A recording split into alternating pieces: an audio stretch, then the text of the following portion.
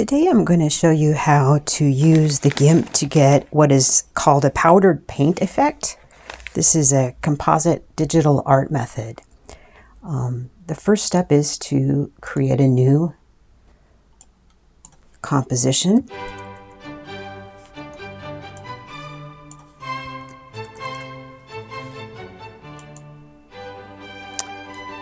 I'm now going to load in the photograph that I'm going to use for the creation as a layer.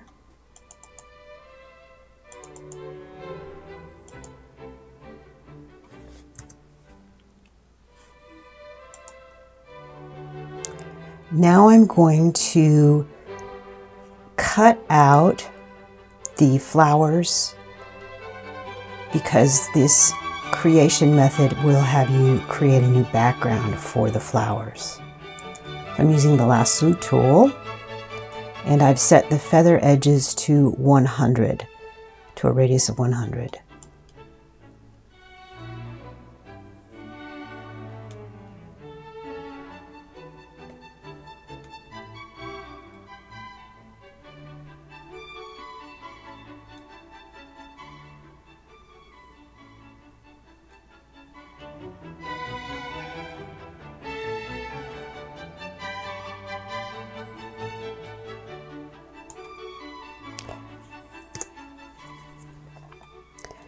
Now I'm going to create a layer mask for this from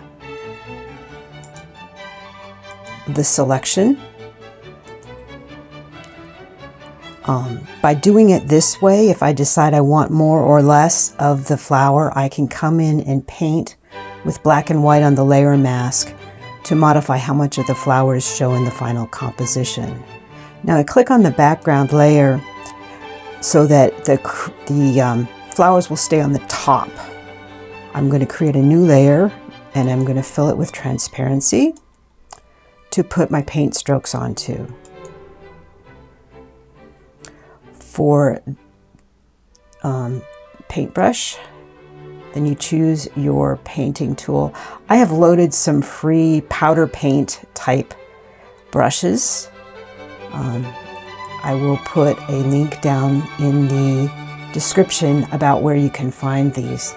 Making sure to turn off the selection so that I can paint.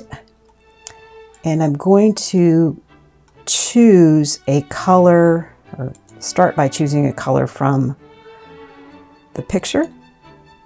And then I'm going to just modify it a little bit. Maybe something like that. The brush looks a little big, so I'm going to change the size of the brush. Right here, let's see what this does. Just bring it on there and you can see. And so let's see what that does. And I'm just clicking, I'm not holding it down and swiping. And that allows the powdery effect to show through. I'm going to make another layer and add some more color. I'm going to put this layer below the blue. Choose a different shape of brush and a different color. Let's see. I'm just selecting colors from within the image. Let's see. To try to make everything, oh, that looks nice. To make everything look a little bit cohesive. Again, I'm going to resize this brush.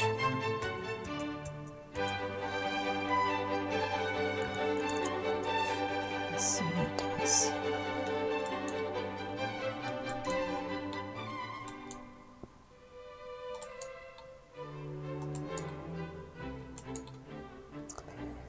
And let's do one more stroke layer.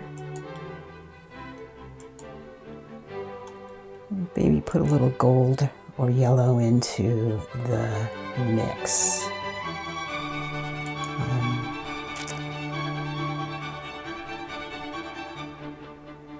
So once you've selected the shape of brush you want, I'm going to point out some of the features of the paintbrush tool.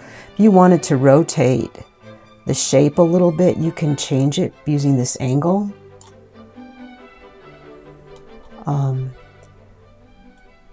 You can resize the brush by typing in, you center click your mouse and then type in the number.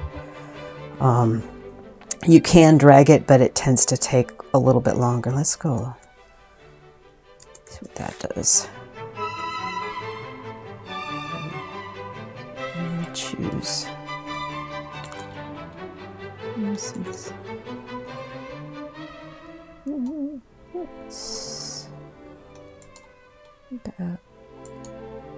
How about that?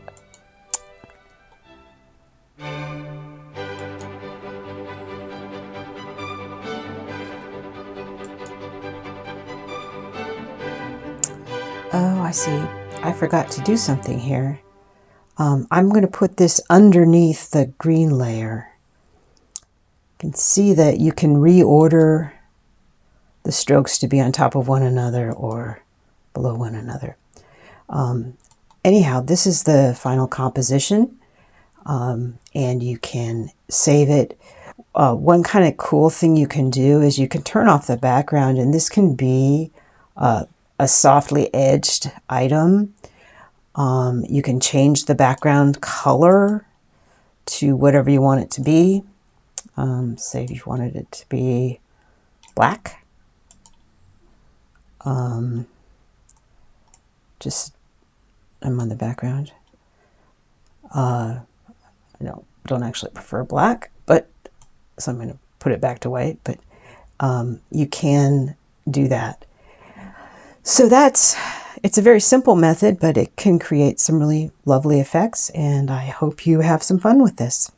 Have a great day. Bye.